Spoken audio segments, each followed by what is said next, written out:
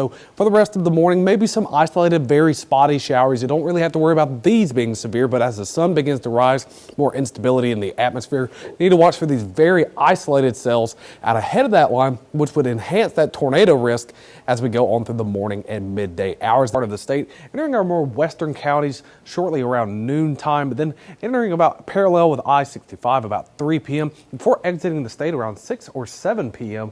and it'll be out of the way. So it's going to be a very quick moving system. But we got this cold front pushing through from the west and this warm front starting to lift off to the north. But that could give enough energy to some storms to produce some lightning, some loud thunder. But still, at least for today, no severe weather is expected. So now this is the significant tornado parameter. This is just a composite index of lift, instability, and shear. So the ingredients entering the state at about 11 a.m. Now this is not saying this is exactly where a tornado is going to form.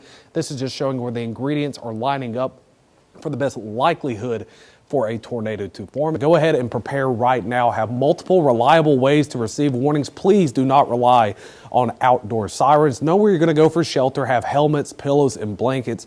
Make sure your cell phone batteries are charged up. Check your emergency kits. Have a battery or crank operated NOAA weather radio, and be sure to download ANN Weather.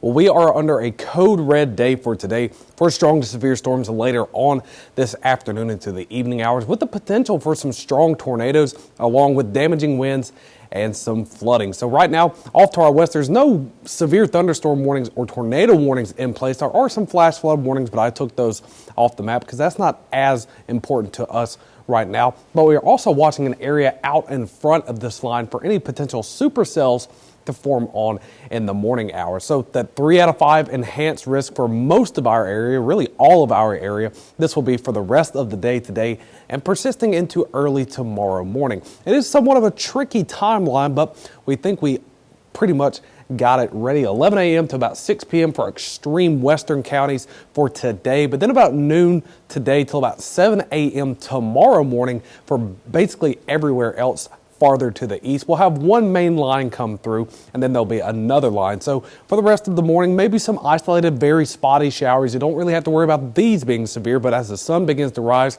more instability in the atmosphere. You need to watch for these very isolated cells out ahead of that line, which would enhance that tornado risk as we go on through the morning and midday hours. Then that first line will begin moving its way through. It's still going to be fairly warm as well, a spring-like day with spring-like conditions. Then as that main line moves through, maybe a little lull in the activity before that second line moves its way through at about 1 to 2 a.m.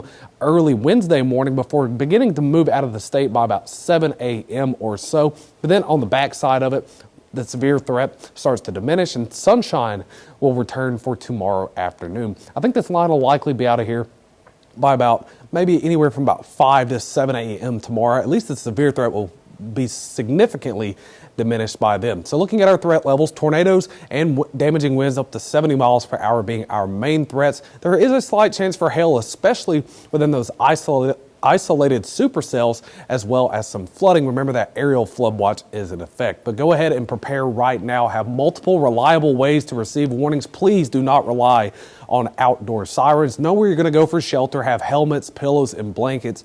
Make sure your cell phone batteries are charged up. Check your emergency kits. Have a battery or crank operated NOAA weather radio, and be sure to download ANN Weather. Check the Google Play Store or the Apple App Store and search ANN Weather for free for live radar, watches of mornings, and forecast videos so we can keep you updated throughout the day. So no matter what, it is going to rain today and part of tomorrow morning, but remember, sunshine returning by Wednesday afternoon. Then we start to dry out as we get closer to the weekend, but then some more showers will return back in the forecast come Sunday. Our temperatures will also be taking a little bit of a hit as well, getting a little bit closer to average, even though we'll still be remaining slightly above. So code red for today, damaging winds up to 70 miles per hour, tornadoes, some of which could be on the stronger side, EF2 or greater, as well as some flooding. And for tonight, code red, same thing, damaging winds, tornadoes, and flooding. But then by tomorrow, those morning strong to severe storms still going to be possible. Going to go code red for the morning time. However, in the afternoon, sunshine will return. So we are going to get through today and tomorrow, and then sunshine will return come Wednesday afternoon and cooler temperatures as we get closer to the weekend.